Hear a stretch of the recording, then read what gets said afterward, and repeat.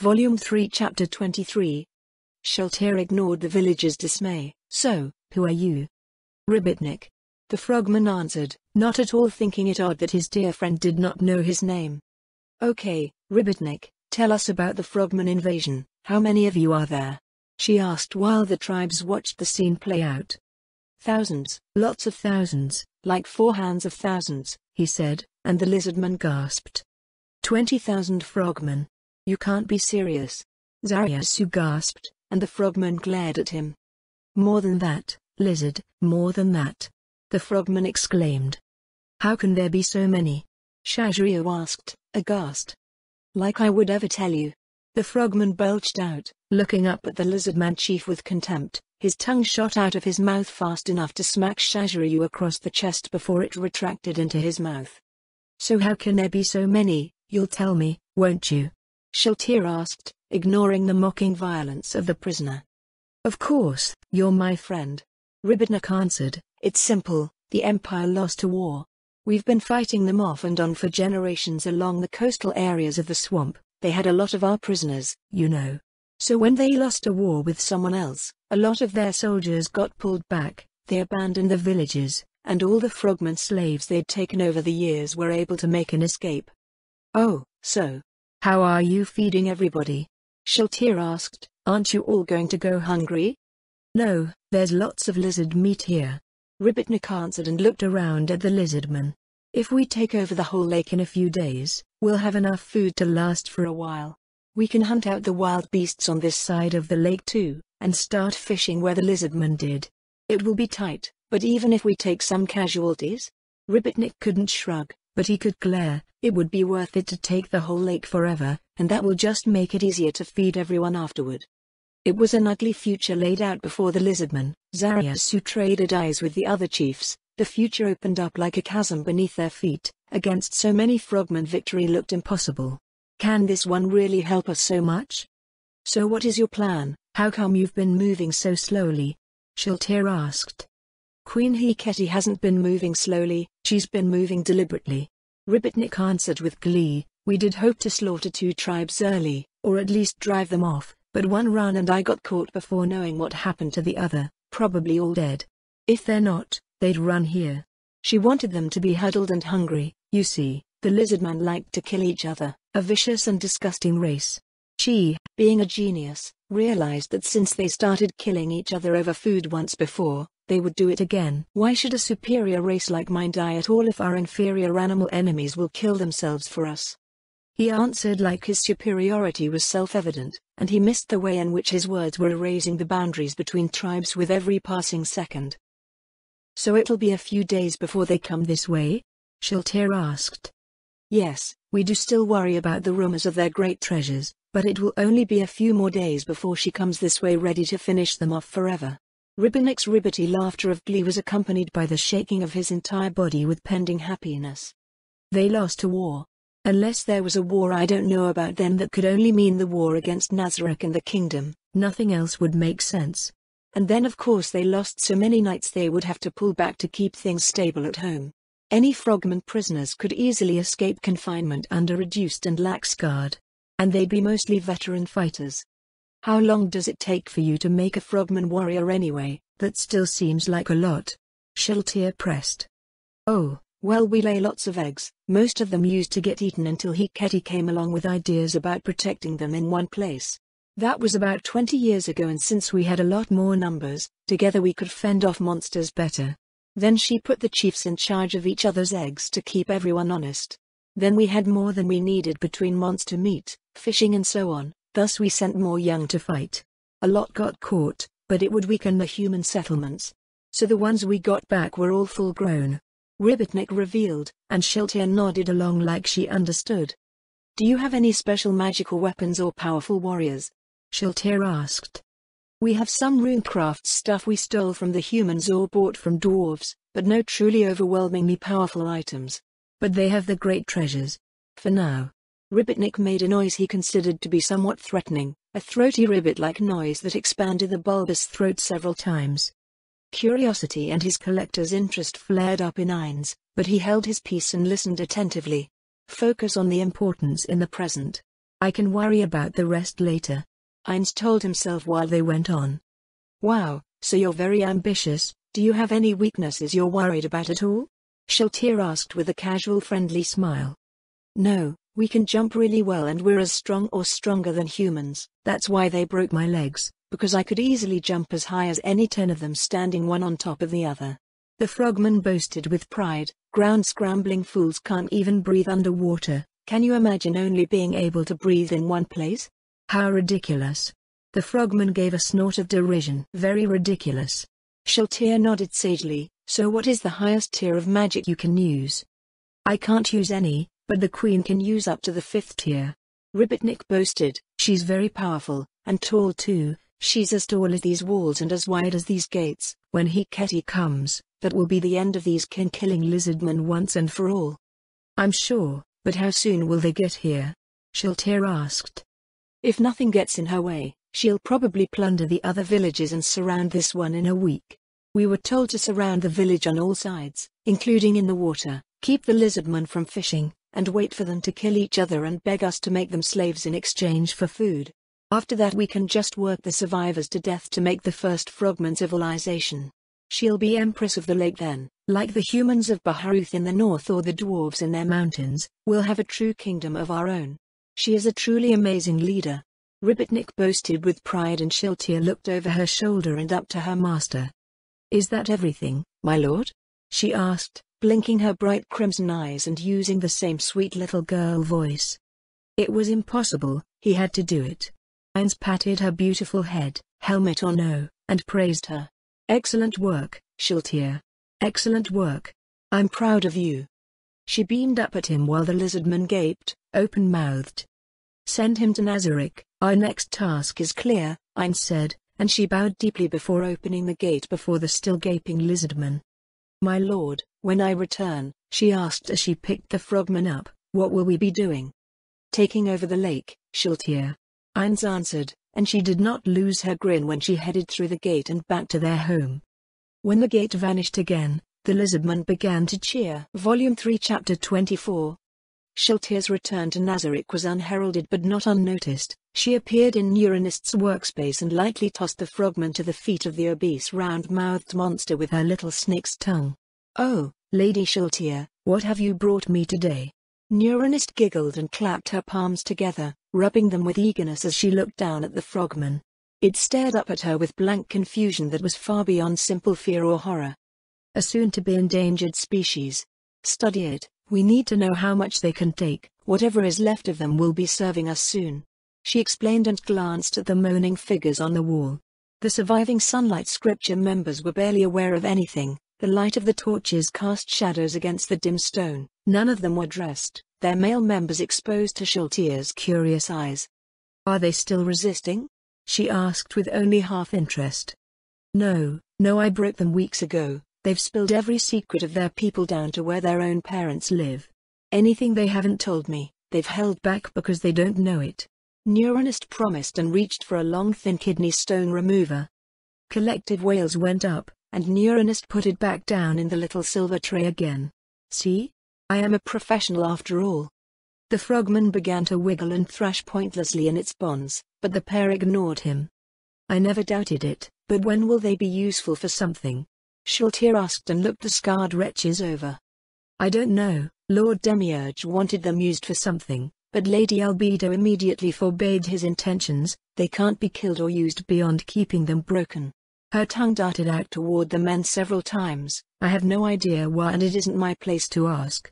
Oh well, at least I have this one now, she said and waddled over to the writhing and desperately croaking frogman, her grey skin jiggling along and the ooze-like substance that coated her flesh dripping away to the stone at her feet until she reached the new subject. All right, have fun, Neuronist. Shaltir answered and walked out of the room with a little backward wave. I will, and thank you again, Neuronist exclaimed and undid the frogman. Oh my, you're partially broken already. Well, not to worry, we'll fix you right up. Shaltir was well away by the time the frogman was set to screaming. Should I go straight back? No, he didn't say he wanted to leave right away, and he does seem to want to explain himself to the new subjects. A certain wariness about this came over Shaltir's mind, The knowledge of how close she'd come to tasting his supreme blood was a heavy weight of guilt on her mind that she couldn't lightly expunge. It was for that reason that she was distracted, and because she was distracted she made her way back to her own quarters without thinking. The door opened, and 3 red-eyed vampire brides of snow-white flesh and silky dark hair were quick to present themselves.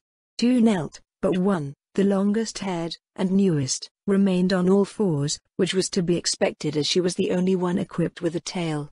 "Welcome back, mistress," they said in unison, and Shiltir dotingly patted each of their heads. "How do you like the tail, Linus?" Shiltir asked, as much curious as anything else. As the first new worlder for her to turn, it was a matter of curiosity to see how this one responded to vampiric instincts toward her maker. "I love it, mistress," she exclaimed, her bright crimson eyes shone with glee. "Anything to please you." An expected answer, but it led Shiltir to another question, for which she walked past them all and took a seat. "Come here, Linus, I have a question you might be able to answer." "My lady?" Linus asked and scurried over the floor. The dark leather straps of the tail bounced behind her as she moved, and Shiltir asked her.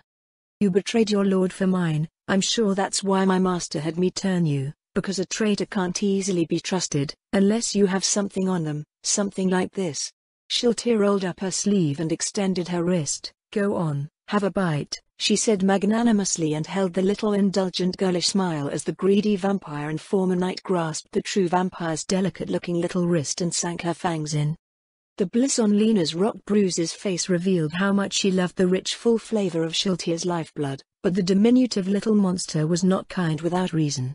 As her subordinate fed, Shiltir addressed her. "I know you desire me, as well you should. But if you were to almost offend me, or to betray me even by accident, how would you make amends in order to deserve the chance to please me properly again?" Shiltir asked, while the vampire bride twins knelt a distance away and looked with envy at their tail-bearing newest addition. Linus broke from feeding to gaze up adoringly at Shiltir, immediately confess, and then asked to, no, beg to be punished. "I wouldn't be able to live with myself if I didn't face some consequences. I know if I'm punished, my unworthy self might be forgiven, but if I'm not..." She lowered her crimson eyes. "That would be the worst punishment of all." Shiltir rested her cheek in the palm of her hand and her elbow on her desk, then allowed Linus to feed with little suckling noises for several more minutes as she thought the answer over.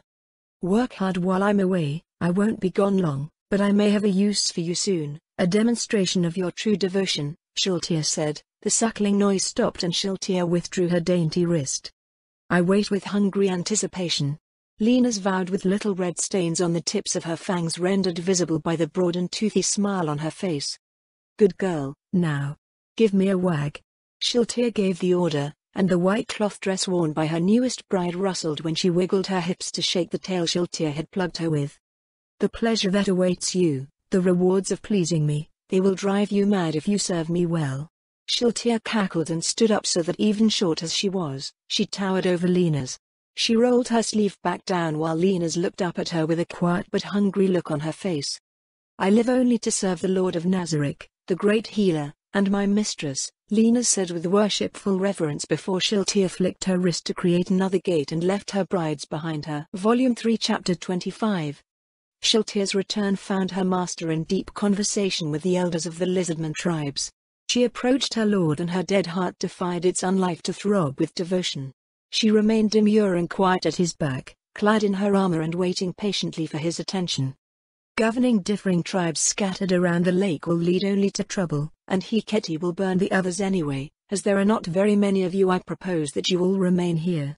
Choose one chief over all of you, and I will provide supplies and direction to help you get established. Ines proposed the measure and the Lizardman traded dubious looks. "My lord, are you saying you can feed us all while we establish Chief Zarius Sushosh's fisheries?" one of the Lizardmen asked. "So few?" "With ease," Ines promised, "and conveniently enough, since all I have to do is give them things to get started, I won't have to make any hard decisions, though maybe I should send them a governor. Someone to rule over them properly. Or at least someone to whom they would report for me." Guilt and uncertainty warred in his mind and heart while he thought about the burden of being a bad boss and loading more work on his subordinates. The mask was a relief as he did his best to act the part of the all-knowing ruler. "At least my charisma rating seems to have enthralled them," Who knows what it would be like trying to manage as an undead being? The thought brought him no small amount of anxiety. At least then I might not be worried all the time. He shuddered and tried to focus on the questions of the moment, which briefly gave way to murmurs of approval. The frogman's information suggests that this will not be difficult. My subordinate and I will go with a single escort in the direction in pursuit by Hiketi, and rid the lake of the threat. Ainz promised, though as he gave them his word he had to consider what that entailed. My last attempt at mercy was still more vicious than I thought it would be. Though why the Empire chose to attack the way they did I will never know. Wasn't the whole point of a duel, to spare their lives? The rhetorical question threatened to keep him awake more than once, and it was only the fear of his own friends' children rejecting him that felt worse and kept him focused. Work is a relief from fear. That thought came to mind as soon as Shiltir returned to his side. What will you do first, mighty lord? Shazrio asked from his place at Ain's feet. Going after all of the Toadmen piecemeal will take too long, so I will go straight for their heartlands in the northern swamp. Once Hiketi learns that it has been attacked, she will have to respond and withdraw her forces to protect her homeland. Then I can take care of the whole problem in one fell swoop. Ainz proposed. Thankfully I listened to at least some of Punitomo's tactics. He thought, and this left the lizardman confused enough to ask. How will she know she needs to go back? I will make sure she knows. Ainz made the statement cryptic as he could. I didn't think of that. Damn it. His mind raced and his gaze fell on Shiltir. Open a gate back to Nazarick, I need the mirror. He gave the order hoping his voice didn't become desperate or panicked and that she would obey it before it became obvious he didn't have an answer. I wasn't supposed to come back. Was I? No wonder he seems thrown off. I was supposed to know to stay in Nazarick and wait for him. I must get better at anticipating what he wants. Shiltir chastised herself and gave a deferential obedient nod. As my lord commands. She flicked her wrist and the gate opened again. They stepped within and found themselves at the mirror, leaving the lizardmen back at their village. Ainz went straight to the great oval glass and began to move his hands over it, swiping its view about. He expanded his hands outward, widening the view of the world until he found the Great Lake. His hands guided his view over the waters and he began to close his hands toward one another, over and over again to narrow and focus his view on the area. The still waters came into view. From here the place is actually very beautiful. Finding the frogman armies proved easy. A small contingent was located at the Red Eye village, and a few hundred frogmen were located at the other ruins as well. They really ruined those, though there doesn't seem to have been much to ruin. I suppose she liked their locations. At a glance it appeared that the frogman warriors that were stationed there were not just on the watch, they were also trying to build, albeit with crude tools. Notably there were some lizardmen elders working in one of the locations, what the tribe mentioned, sacrificing a few to ensure the rest had time to escape. This must be the survivors of that group. Those aged lizardmen had been stripped of even their loincloths, their cracked, ancient scales were bleeding in places where they'd been wounded either in fighting or for sport. They hauled rocks, mud and wood under watching frogman eyes. His viewing field finally found Hiketi. True to the prisoner's recollections, she seemed to be in no hurry at all. If anything it seemed she'd paused to enjoy herself. She was indeed a broad bullfrog-like being. She walked on two legs in a strange almost rotating sideways gait from legs that had feet turned away from the front and jutting out to the sides. Her legs were thick and green and covered with a mucus-like substance. I know they're frog people but still, gross. She was broad-bodied and wore a soaking wet cloth wrap that hung around her front and back, and a crown on her head that seemed to be made of twisted vines and finger bones with the flesh still on them. The source of those bones was still on their knees, shivering and hissing in pain, clutching at their missing hands, were four aged lizard people.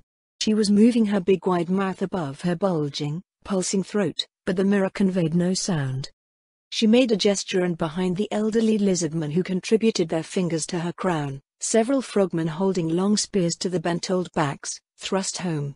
Their spears pierced the backs and came out the chests of the old. A spray of bright blood became a trickle as they grasped with the stumps and intact hands alike at wounds that had no chance of healing. The spear wielders guided the bodies forward so that they were prostrate in the dirt as if offering obeisance to the queen. Different species or not, in Ain's judgment as she nodded in approval and made a grandiose sweeping gesture toward the remaining lizardmen, she was smug and satisfied. Now, her homeland. Ines moved on, scouring the dark woods of the northern part of the lake.